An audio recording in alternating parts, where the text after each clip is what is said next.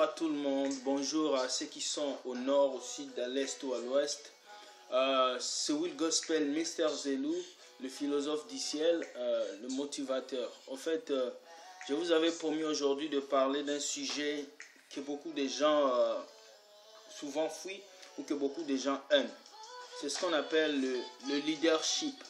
Je vais vous montrer les 5 qualités qui feront de vous un bon leadership. Les 5 qualités qui feront de vous quelqu'un qui peut diriger et amener les autres vers soit une vision ou une manière d'aller. Ok? D'abord, je tiens à saluer tous ceux qui ont suivi mes 2 premières vidéos où j'ai parlé de la foi et j'ai parlé aussi de comment réaliser ses rêves. D'abord, avant de parler des 5 qualités, je parle du mot leader. Qu'est-ce que c'est qu'un leader? Un leader, c'est quelqu'un qui se met devant les autres. Un leader, c'est quelqu'un qui pousse les autres à avancer. Un leader, c'est comme un exemple. Dieu est notre leader. Pour les chrétiens, Jésus est notre leader. Pour plusieurs peuples, un président de la République est un leader. Tous les leaders, tout celui qui est né n'est pas né leader, mais on peut le devenir. On n'est pas leader, mais on le devient. Et comment on le devient? Il y a un comportement, il y a une manière à faire qui vont permettre que vous soyez des leaders là où vous êtes. Donc, première qualité qui fait que tu sois un bon leader, c'est d'abord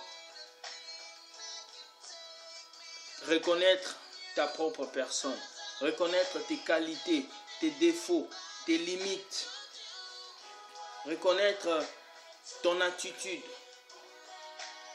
C'est ça. Un bon leader doit se connaître lui-même avant de permettre aux autres de le connaître. Dieu est le leader par excellence. Dieu est fort, il est grand, il reconnaît sa puissance. Voilà pourquoi il est le leader au-dessus de tous les leaders. Jésus-Christ était le meilleur leader. Le leader, c'est ça. C'est quelqu'un qui se reconnaît lui-même, qui connaît ses fautes, ses qualités, ses défauts. Il connaît tout ce qu'il doit avoir pour que dans sa vie, les choses changent. C'est ça un leader. Deuxième qualité du leadership, l'esprit de sacrifice. Un leader ne rêve pas pour lui, mais il rêve pour les autres. Un leader ne vit pas pour lui, mais il vit pour les autres. Un leader, ce n'est pas celui qui s'accapare tous les biens pour lui, mais c'est celui qui donne ce qu'il a aux autres. Donner ton talent, ta voix, donner ce que moi je donne, mes pensées, les leçons, donner tout ce que tu as aux autres. Jésus-Christ s'est livré sur la croix parce que c'était un leader. Un leader, c'est celui qui permet aux autres de devenir meilleurs que lui. C'est celui qui ouvre la porte aux autres pour que les autres puissent réussir comme lui il a réussi. L'esprit des sacrifices. Pendant que les autres dorment, un leader est debout en train de réfléchir. Pendant que les autres s'amusent, un leader, c'est celui-là qui prépare l'avenir des autres personnes en préparant son propre avenir. Un père de famille est un leader. Les mères aujourd'hui sont des leaders. Tout ce que nous voyons, les leaders, c'est celui qui a un cœur de sacrifice. Troisième qualité pour être un leader, c'est le risque. Aimer le risque. Quand je parle du risque, je ne parle pas d'aller se faire du mal, mais aimer les risques. Aimer voir les choses possibles quand les gens voient l'impossible.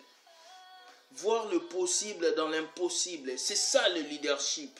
Le leader, c'est celui qui, quand on lui dit non, lui il dit oui. Et il fonce. Et pendant qu'il fonce, il réussit. Il pousse les gens qu'il avait dit non à venir. C'est ça le leadership. Le leader n'a pas peur. Le leader ne se cache pas. Le leader ne ferme pas sa bouche, mais le leader dit des choses pour changer ce qui se passe dans l'environnement, pour changer ce qui se passe dans le pays, pour changer ce qui se passe autour de soi. Un leader, c'est ça. C'est celui qui va vers l'aventure. C'est celui qui va affronter l'impossible pour le transformer en possible. C'est ça un leader. C'est ça le leader. Quatrième point pour être un leader fort et puissant. C'est s'humilier. L'humilité.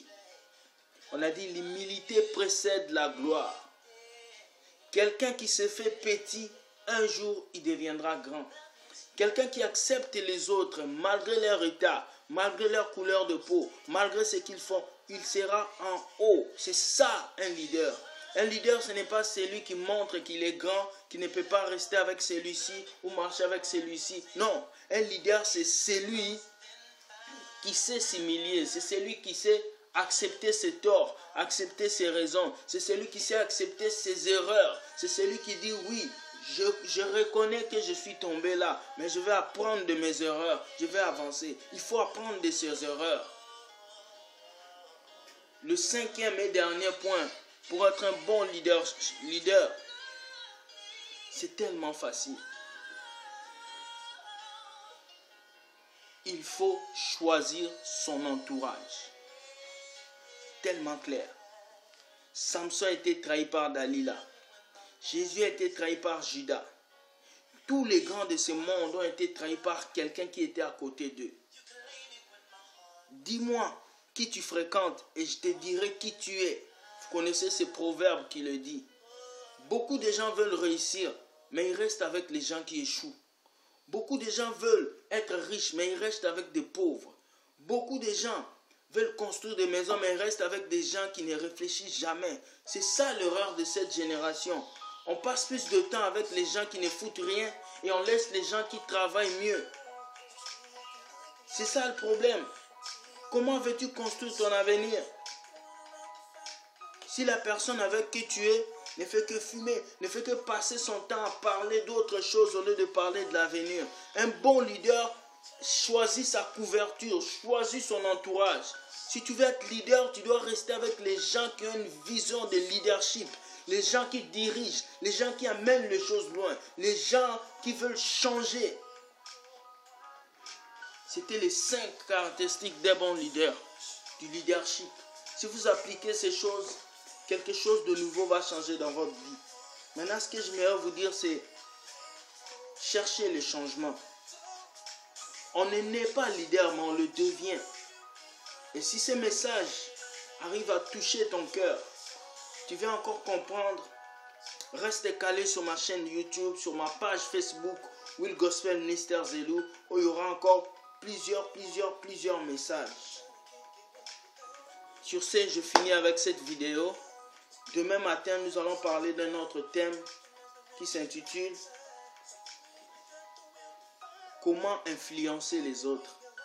Comment influencer les gens qui nous entourent, les gens qui nous regardent, toutes ces personnes, nos parents. Comment influencer les gens? Aujourd'hui, on veut influencer, mais comment le faire? Nous allons voir ça demain. Passez une bonne journée. Bye. C'était Will Gospel.